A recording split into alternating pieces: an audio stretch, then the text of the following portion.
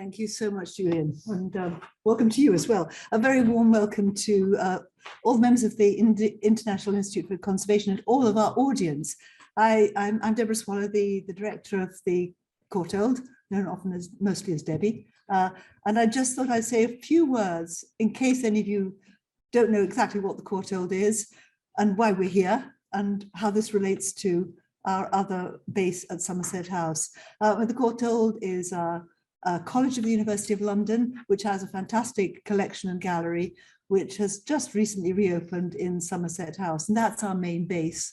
This lovely premises here is a temporary location for all our teaching and research as we continue the redevelopment of Somerset House. And as soon as we've, the designs are all complete and done, as soon as we've raised those necessary pounds that we need to commit to the work, we'll be pressing the button go, and the rest of the work will follow through. And so that's going to be very exciting. But in the meantime, we're very happy to be here at Vernon Square, which actually is a premises belonging to the School of Oriental and African Studies.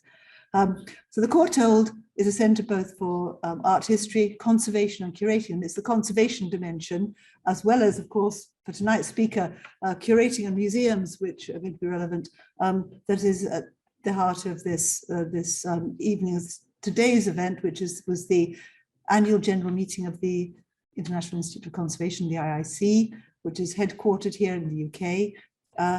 And the lecture itself combines two functions. One, it's the, as it were, that's what I say, the icing on the cake of your meetings today, which is the possibility of hearing David Saunders speak. But it's also open to anyone who wishes to, who is on the list of our research forum, so it's open to the wider public. So the research forum is a sort of umbrella phrase for our public, let's call it our public engagement of our academic work. It embraces both what I call research for researchers, but also research explained to a wider audience, whether professional or non-professional.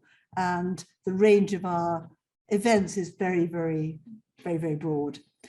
It's lovely, therefore, tonight to have this fantastic event which has as I say, a conservation, but also a museum focus, which plays to my own background, which was originally in museums. So it's with great pleasure that I pass over to one of the leading members of our conservation department, Lori Wong, who has, this is great, she has recently joined us at the Courtauld after quite a long career at the Getty Research Institute in Los Angeles. And she is part of a very significant department, which was first started soon after our foundation in the 1930s, built up with adding to work on easel paintings, work with wall paintings in the 1980s, and is both a teaching and a research department, but also supports the way in which we conserve our own collections. So Laurie, with pleasure, I pass over to you then to introduce the speaker.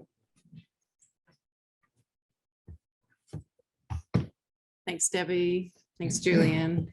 And good evening, everyone. And also hello to our online audience. And again, a very warm welcome to the Vernon Square campus here at the Courtauld. So again, my name is Lori Wong. I am a now former member of the IIC Council. I'm also, as Debbie said, I'm a senior lecturer here at the Courtauld. And I should say that I am here actually standing in for a colleague, Dr. Austin Nevin, who is head of conservation here at the Courtauld, and unfortunately he can't be here with us today at this event, but I'm speaking on behalf of him as well.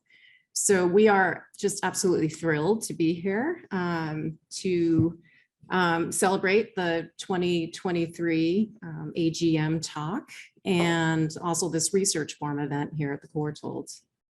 So it is my great pleasure to introduce this evening's speaker, Dr. David Saunders.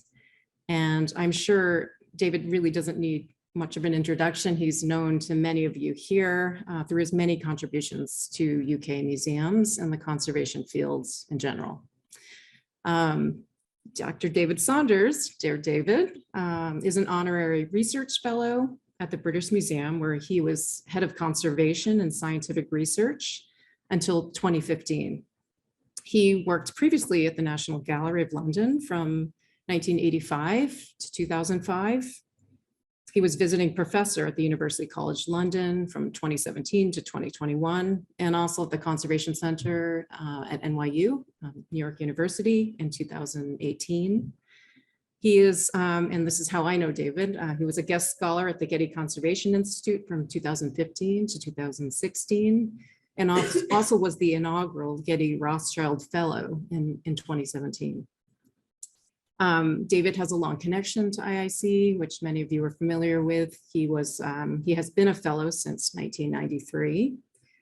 He's also been a member of the IIC Council. He was vice president from 2013 to 2018. And as well, he was editor of Studies in Conservation from 1990 to 2009. So it is, again, my great pleasure to welcome David to give a talk on the museum environment in an era of sustainability. Thank you.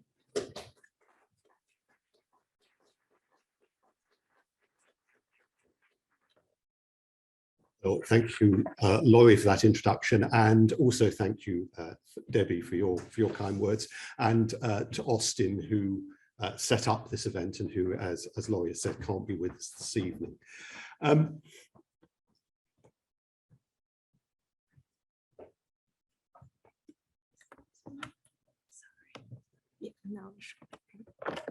you.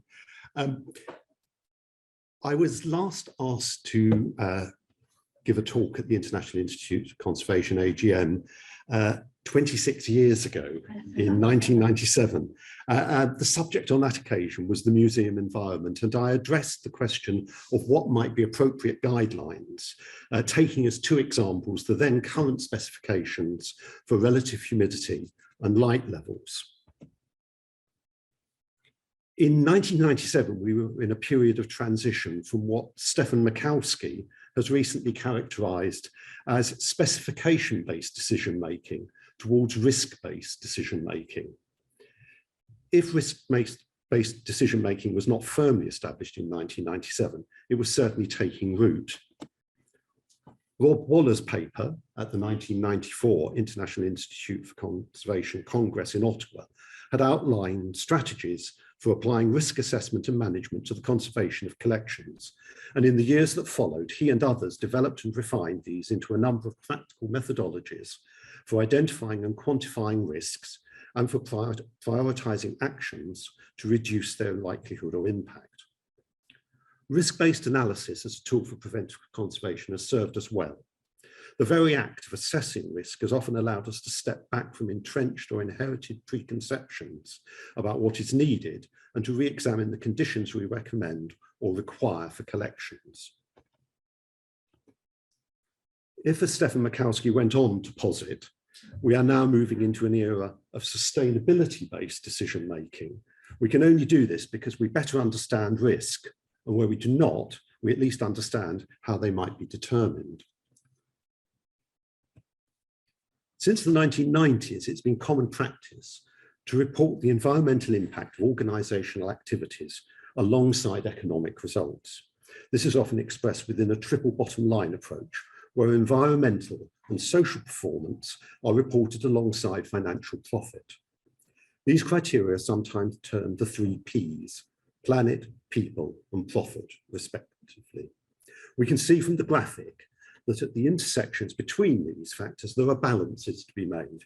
For example, the financial viability of measures aimed to improve our environmental impact.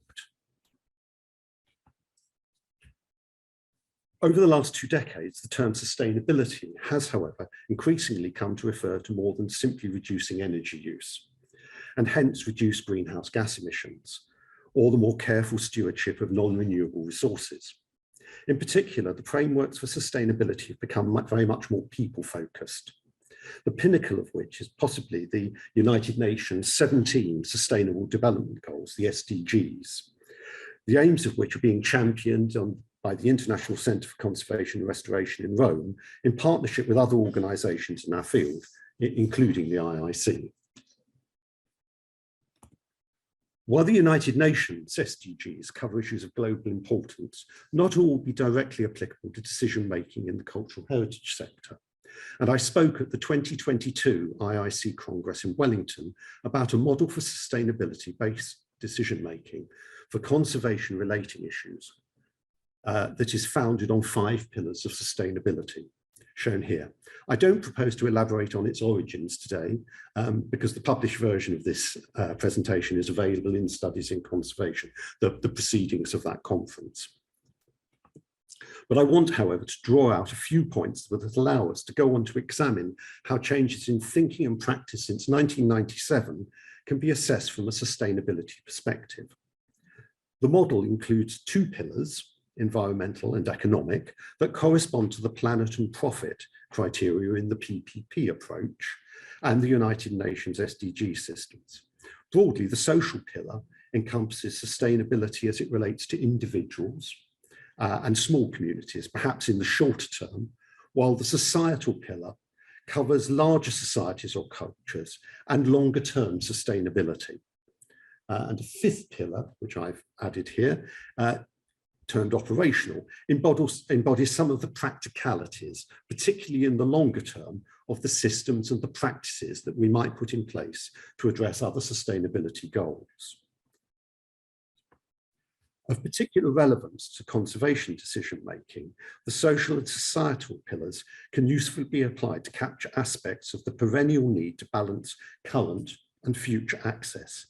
Current access can be seen to promote the enjoyment, engagement, and well-being of individuals and communities, while future access, a derived benefit of preservation, benefits cultures through continued access to collections that reflect and embody their creativity, traditions, history, and continuity.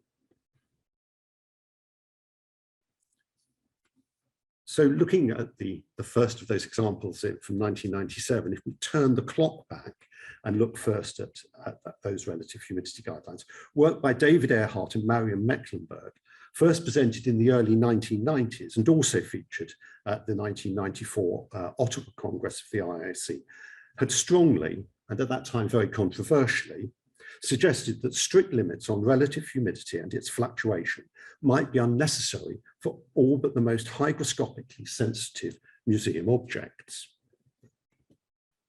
While another paper at the same Congress in Ottawa was highly influential, Jonathan Smith and his colleagues addressed the manner in which temperature and relative humidity requirements for loans were set. They focused on the way in which recommendations and guidelines were often applied in a manner that would have been anathema to those who contributed to their formulation, with institutional politics, prestige, and perfidy frequently playing a greater part than evidence-based assessment in setting the environmental needs of objects. At best, the specifications for relative humidity could be seen as an overcautious approach that tended to detract from those instances where collections or parts of collections really needed tighter environmental parameters for their long-term preservation. So where have we come since then?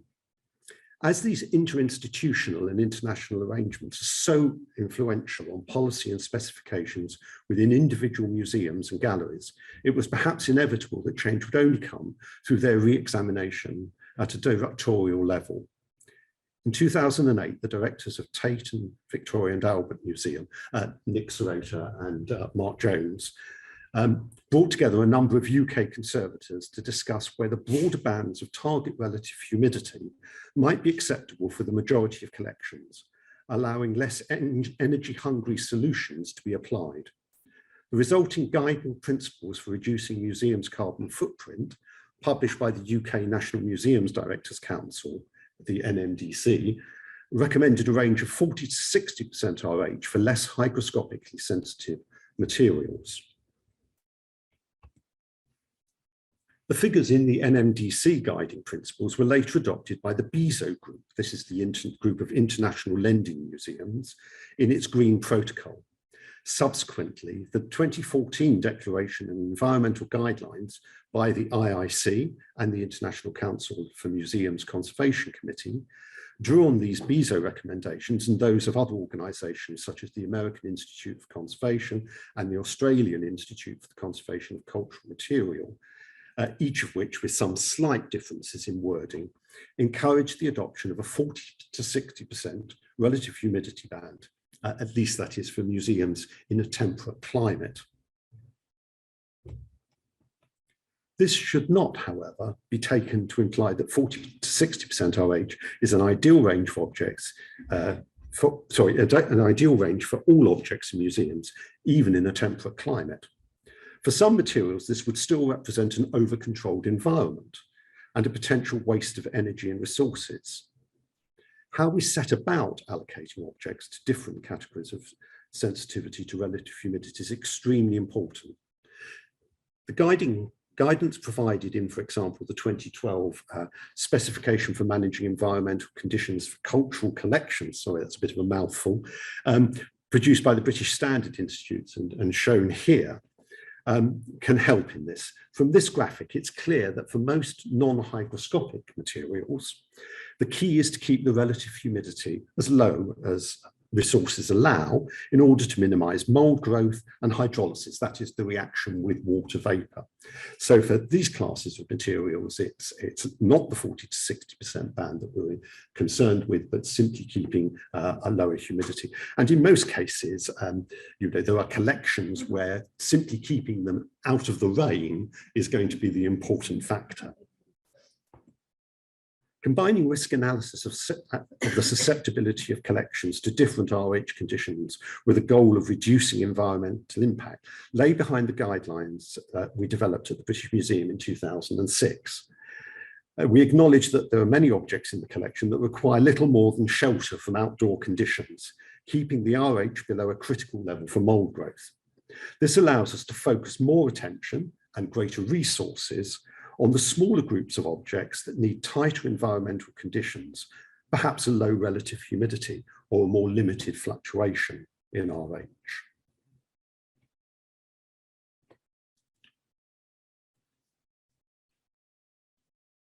So how does such an approach, based on the principle of delivering conditions that assure the long-term preservation of the collection while reducing the environmental impact of the means of providing such conditions, fit within our framework for the broad considerations of sustainability? Looking first at environmental sustainability, the gains will depend on our approach. If the energy used in heating, cooling, ventilation and dehumidification of rooms and spaces can be reduced significantly by applying broader specifications, considerable benefits for energy use and greenhouse gas emissions will result. Equally, if we control only the conditions in a smaller space containing more sensitive objects, such as display cases or microclimate frames, energy can also be reduced. These benefits will be offset to some degree by the resources used to make and maintain the climate in the enclosure, but there will usually be considerable net gain.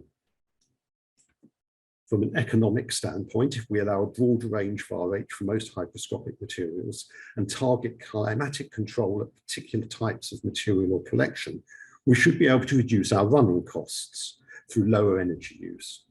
The large savings in the initial and running costs of new buildings can be made by taking advantage of passive control of the climate, or where this is not feasible, by installing environmental control systems that are not overspecified in order to maintain unnecessarily tight conditions.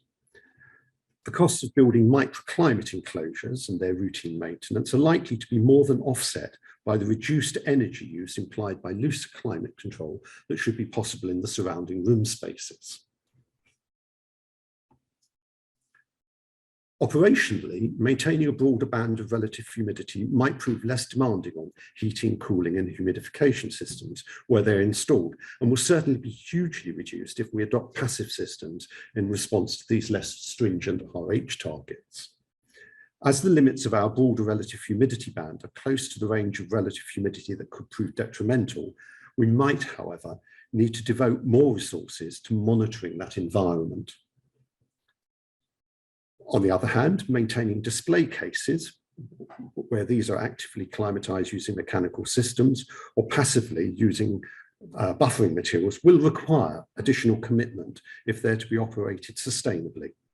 David Thickett, in a paper presented at the IIC Wellington Congress, has thoroughly explored the pros and cons of both methodologies and compared their life cycle carbon footprint. Which leads us to the people-centered measures of sustainability.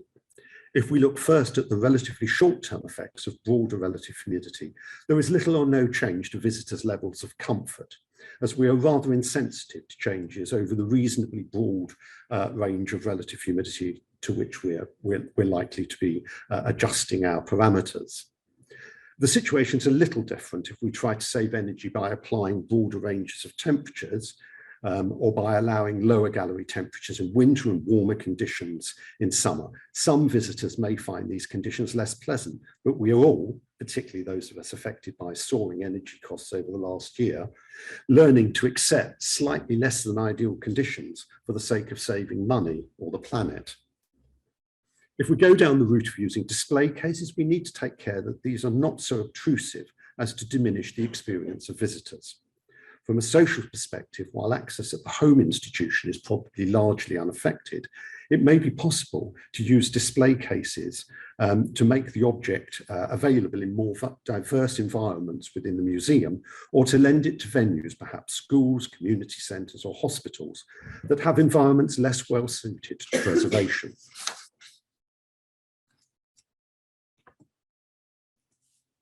If we've got our risk assessment right and have ascribed an appropriate degree of environmental sensitivity to the objects, then their lifetime should be largely unaffected, ensuring their availability for future generations and thus their longer-term societal sustainability. We need, of course, to be careful of the side effects of any changes to practice. For example, the known effects of a build-up of pollution in sealed display cases. But generally, this is a positive benefit of making broader RH specifications. The second aspect of the museum environment that I looked at in 1997 was lighting. The guidelines for which had been established for some years, recommending a higher maximum light level for those objects that are moderately sensitive to light than those that are highly sensitive. While this seems logical, the actual levels recommended were based not on material sensitivity, but on visibility. The higher level of 200 lux was that deemed sufficient for comfortable viewing, while the lower, at 50 lux, was an estimate of the minimum required to see objects. With hindsight, we can see that what was lacking was a full recognition that the vulnerability of materials to light has very little to do with how much light is needed to see them. The latter depends on the nature of object, how a dark, low contrast object needs more light to be seen as clearly as those which are lighter. And it also depends on the visual performance of the user, of the viewer, with older individuals needing considerably more light than the young. Even knowing these differences, it can be difficult to build these factors into simple guidelines. Stefan Mikowski has done much to draw them to our attention, and the figures given here reflect the range of light levels over which different groups are able to see and appreciate objects, although it's worth noting that most current guidelines still stick with the long-held 250 lux recommendations.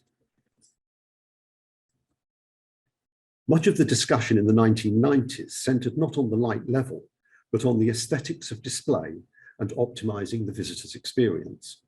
Halogen spotlighting was incredibly popular, replacing older incandescent lamps and fluorescent lamps. The latter were frequently criticized because they tended to produce rather uniform washes of light, and spotlighting at the time was very much more popular. Few argued the economic or environmental cases for more efficient and longer lasting fluorescent lights. When these schemes were designed and updated, it was very much the aesthetics, whatever the energy cost, a position that's almost unimaginable looking back from 2023. In some respects, we've been fortunate that a growing awareness of the economic and environmental drawbacks of some types of museum lighting coincided with the introduction and meteoric development of LED lamps, which serendipitously provide an answer to both the aesthetic and the environmental needs. Analysing the effect of these changing museum lighting guidelines on practice and measures of sustainability can be quite tricky because, as with relative humidity, both changes to our target levels and the way in which we set about achieving them will affect sustainability. If we take the current recommendations of 250 lux as our starting point, then we can first assess the effect of altering the way we provide those levels on our measures of sustainability. For electric light, this is now rather straightforward. The gradual replacement of more or less every other type of lamp by LEDs leads to lower energy use to achieve the same light level, reducing greenhouse gas emissions and costs. LEDs have a longer lamp life, reducing energy and resource use in lamp production, lowering maintenance costs, and from an operational standpoint, allowing less frequent relamping. There is, of course, an economic, operational, and environmental down payment when systems are changed.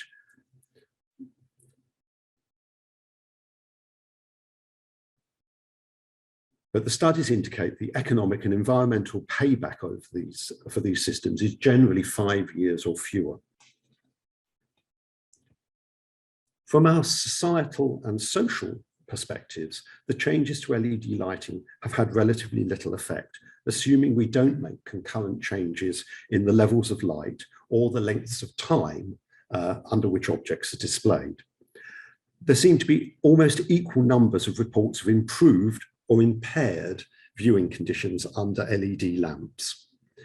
In terms of preservation, following an early scare about certain types of LED, current studies indicate that they are certainly no more damaging than the lamps they replace, and in some instances cause less deterioration than comparable older lamps, thus ensuring their societal sustainability in terms of preservation of the collections for the future.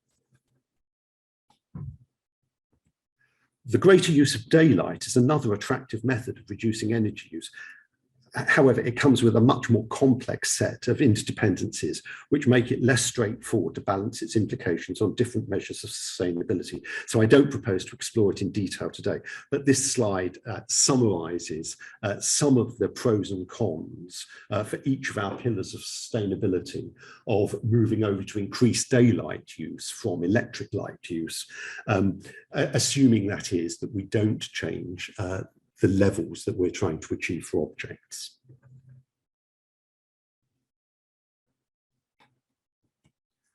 If we turn to the effect of changes in our recommended light levels on measures of sustainability, we can perhaps take as an example the implications of a more inclusive policy that increases display light levels to 500 lux, which is the level at which viewers of all ages can see most objects. This will clearly have a very marked social benefit in terms of the visibility and access to the collections. However, unless we're using daylight, this higher recommended light level implies greater energy consumption. In other words, we will need either more electric lighting or either more lights or the level from those lights to be turned up. This will also, of course, have an effect on the cost and greenhouse gas emissions. More significantly, from a conservation perspective, such a step would more than double the light falling on moderately sensitive materials and give a tenfold increase in the light falling on highly sensitive objects. The resultant additional deterioration represents a loss of future use and hence has a negative impact on our societal sustainability. We can, of course, consider whether, in order to present objects at this higher light level, we might need to reduce the number of hours they are on display per week, per year, or per decade. But this may well imply much greater operational complexity, moving objects and keeping track of their exposure, and it will affect their current accessibility. We are, in fact, into the classic lighting dilemma of ensuring that we preserve collections for a future audience while making them accessible and visible to today's visitors, modelled here as a balance between social and societal sustainability. The preceding analyses of sustainability in relation to RH or lighting in museums have looked at very broad brush considerations. We will often want to model the effect of quite specific changes to the practice or policy in rather more detail. But in either case, there remains the issue that with this and other sustainability-based decision-making processes, which is that they are essentially qualitative material methods. They make us aware of potentially competing considerations, but there is no common unit into which we can convert the advantages and disadvantages of all these different measures of sustainability in order to make a quantitative comparison. For example, although some measures will be both more environmentally and financially sustainable, what if this is not the case? What level of increased cost is viable to achieve a particular reduction in greenhouse gas emissions?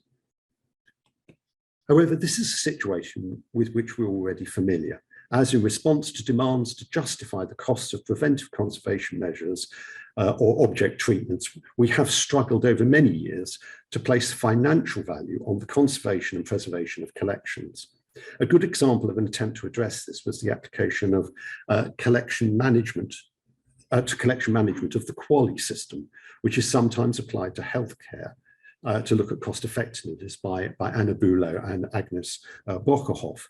The equivalent in the framework we've looked at today is a comparison of social or societal sustainability with economic sustainability. Faced with the need to address a number of sustainability criteria, first step and one that can be easier if we're looking at quite specific issues, may be to hold at least one parameter constant. The study of display cases by David Thickett that we've already encountered earlier is an example, as it assumed a set of target conditions for preservation, that is our societal sustainability, and looked at how different approaches performed in terms of economic, operational, and environmental sustainability. A lesson that we can take from the use of risk analysis to frame conservation decisions over the last 3 decades is its application of cost-benefit analysis to various measures to improve preservation. In preventive conservation thinking, we now give proper weight to the difficult and often expensive solutions that might be needed to avert very serious events, rather than focus only on easily addressed but less severe hazards. In the same way, our efforts to improve sustainability might benefit from such thinking. For example, museums, galleries, and historic houses that have installed alternative energy sources, such as heat pumps or photovoltaic panels, can perhaps be a little less concerned about making very small savings in energy that would adversely affect other measures of sustainability.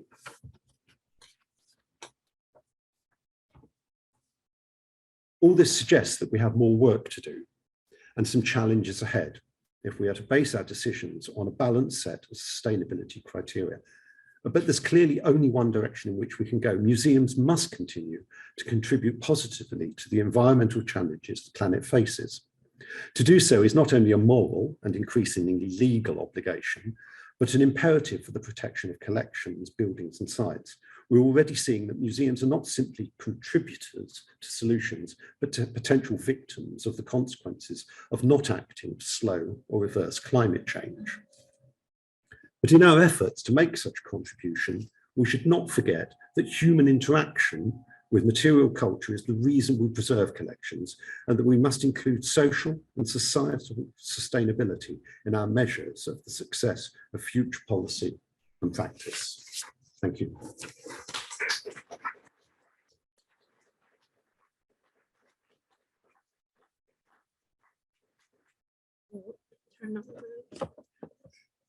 Turn on the chat so we can see the questions.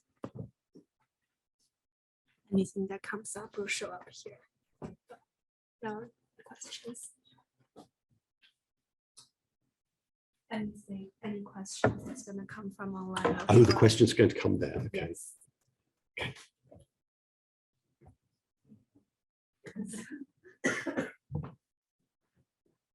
Any questions in the audience? Yeah.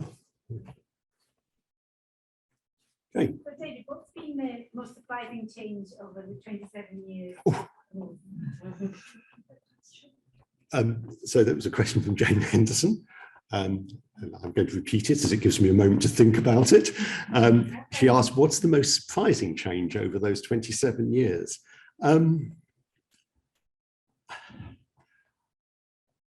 I think it's probably that we are now in an age where sustainability is so central to everything in our thinking.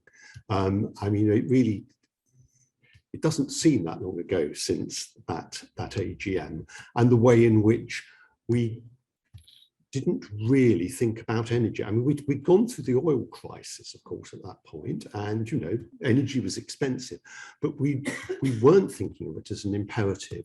And I think museums perhaps regarded the use of energy to preserve collections as a justified use of that energy. I mean, clearly they were concerned about costs, but it was seen as the imperative was to preserve the collections, and not entirely, but almost whatever the energy cost of doing so. Ooh, excellent. So a question has popped. Am I the only person who can see the question? Yes. Right. So a question has come up from now Zaragoza. Do you have any environmental insights on textile, dress, fashion, conservation and display? Everyone laughing in the audience because they know, those who know me know this is not my field. Well, no. I mean, obviously textiles are sensitive to the moisture content. Oh gosh, that question just moved. The moisture content around them, and many of the dyes and other materials used in textiles are responsive to light. So these are among the collections that we would probably consider more sensitive to changes in relative humidity and to be vulnerable to light. So these are those that we would not regard as objects that simply have to be indoors, to use that rather crude analogy. They are things where we would need to look at their response to changes in relative humidity. We certainly wouldn't want them to be stored at high relative humidities because of the potential effects of mold damage, but it's not really my thing. Now, a couple of questions popped up, so I'm going to just scroll back and see if I can find this one again. So this is a question. It says, as someone who is involved with the preservation of historic house museums, the issue of heating and ventilation systems and sustainability poses a particular challenge. Do you find solutions are coming more from purpose-built museums, structures? No, I think is the answer. I mean, I think in many ways, those running responsible for conservation and preservation in historic houses have in some ways been ahead of the game, because they have been working with structures that aren't so amenable to these very high technological solutions which are sometimes applied in museums. And they have, in many instances, Sarah Staniforth for many years was advisor to the National Trust on these matters. They've very much been at the forefront of the move towards greater environmental sustainability. The installation of things like heat pumps has been something that historic houses have been able to champion, and not least because they have grounds in which those can be planted, whereas perhaps museums and cities cannot. But I'd say that the solutions are coming from both parts of the community. They won't necessarily, of course, be the same solutions. And larger museums, I think, can often learn lessons from the way in which historic houses have tackled such matters. And in fact, the principles of housekeeping, which derived in historic buildings, are now much more widely applied in large institutions. Okay.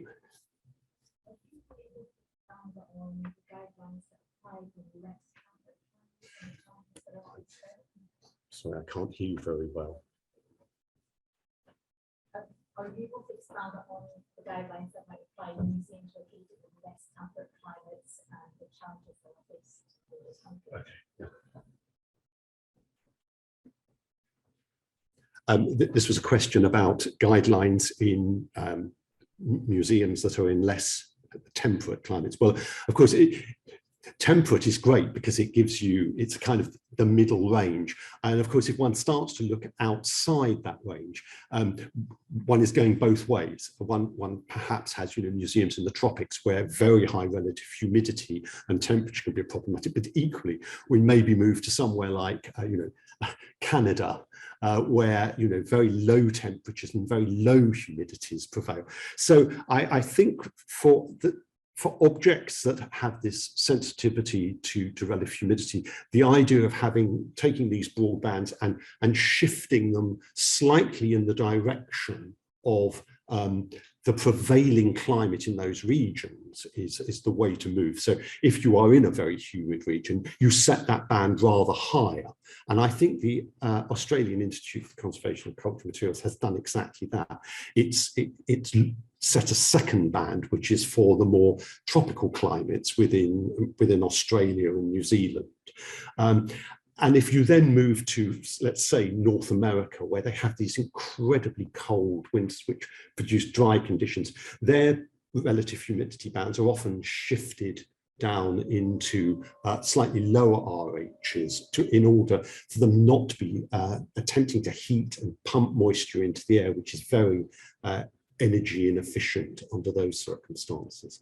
But the breadth of the bands, I think, can still be maintained because the objects will, to a certain extent, have encountered those conditions during their life in those museums anyway. So you're not trying to bring everything into the same band, I think, would be a very bad idea. And that was where this whole business of international loan conditions was very constrictive because it didn't make those assumptions necessarily about the different climates that prevailed in different places. Okay, and I've got take a couple from the floor, and then I've got another one's popped up online. So Amber, 3 questions together, and then have a. Does that work? So, I think we have to do. I'm going to go. So what are we doing? You take all the questions, and then so you can merge them. You're making my life easy, Joan. Yes. One question, which is from your last slide, which was focusing on social and societal. I want to ask you what your imaginings are about how that could evolve, noting that Jane Henderson has published quite a bit on talking to that aspect of sustainability. How is that going to work?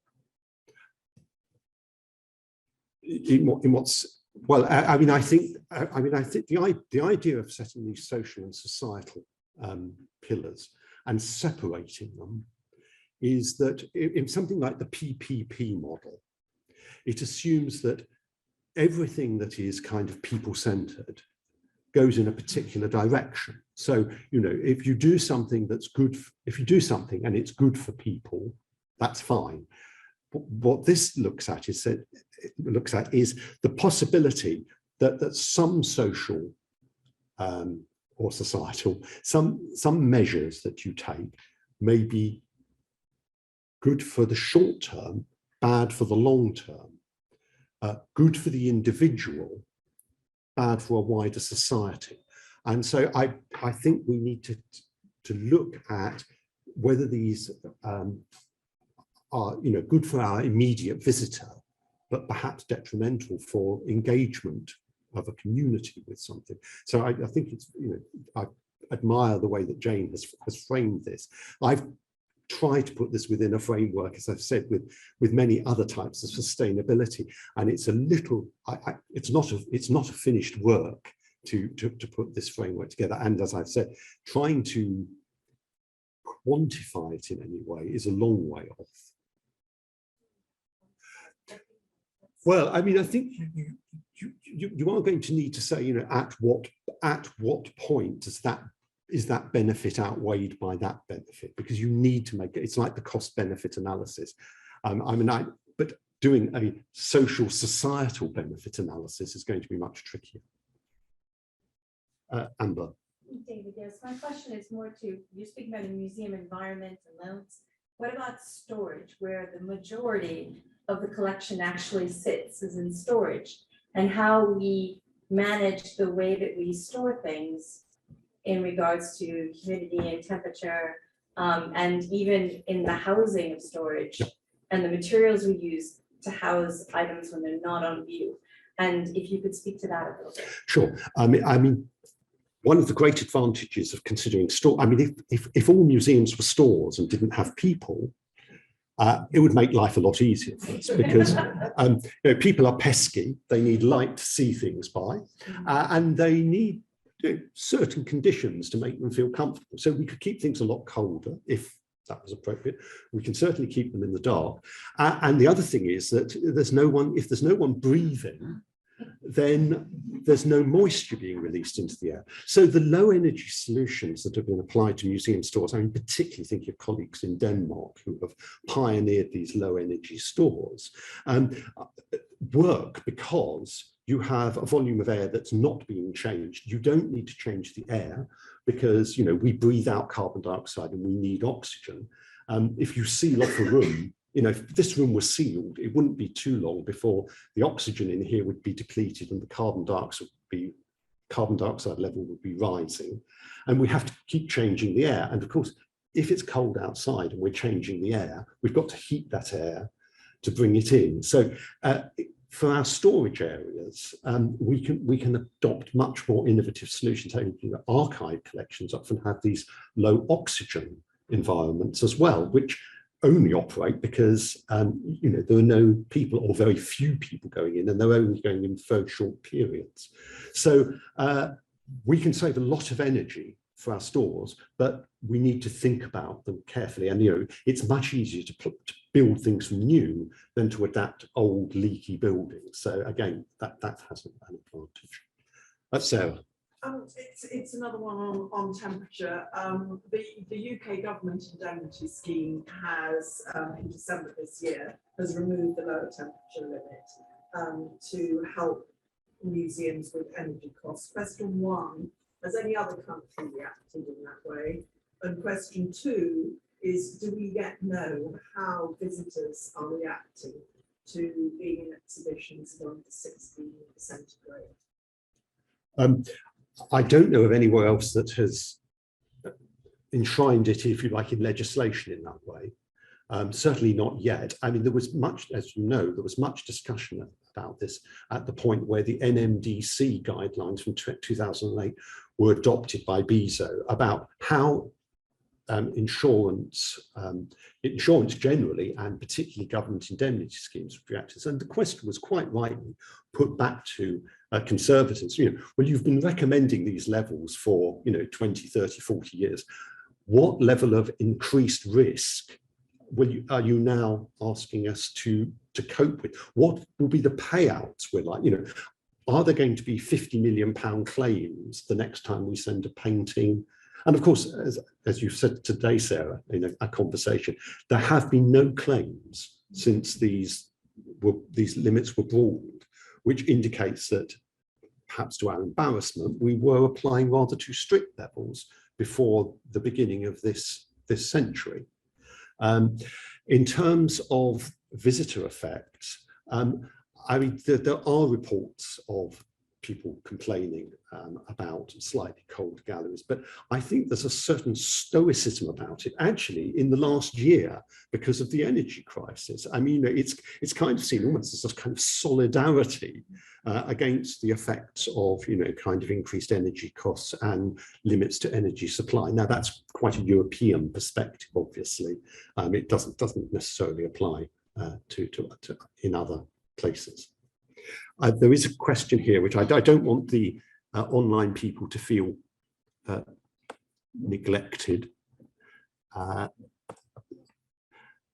Passive climate control within Showcase is indeed green and effective in preserving artworks, though presumably more knowledge and assistance should be invested in guiding those who would like. Sorry, it keeps jumping around.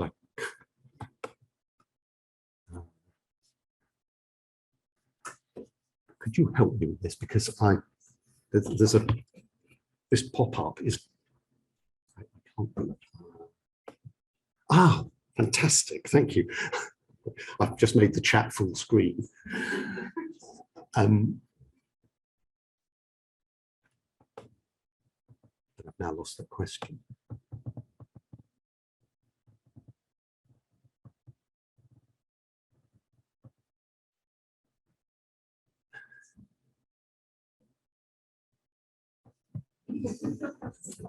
There are an awful lot. I thought there was a lot more questions on here than I was expecting. Here, yeah, thank you. Okay.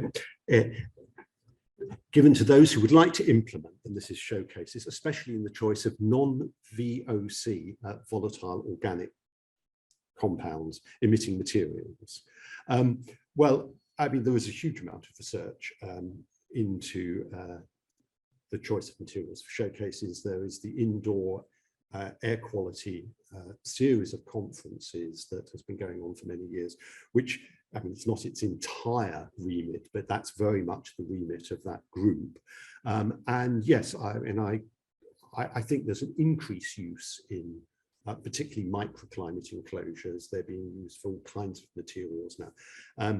And it is a good way of increasing social engagement with objects, because, as I said, it means that objects that might previously have been considered too delicate to travel to unconditioned venues can now go to, you know, community centres, to hospitals, indeed to, kind of small museums that don't have a climate control.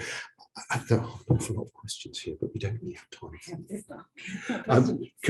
If we can capture these, I'll answer them by email, perhaps. Yes, don't go with this. I just really like to thank David very much.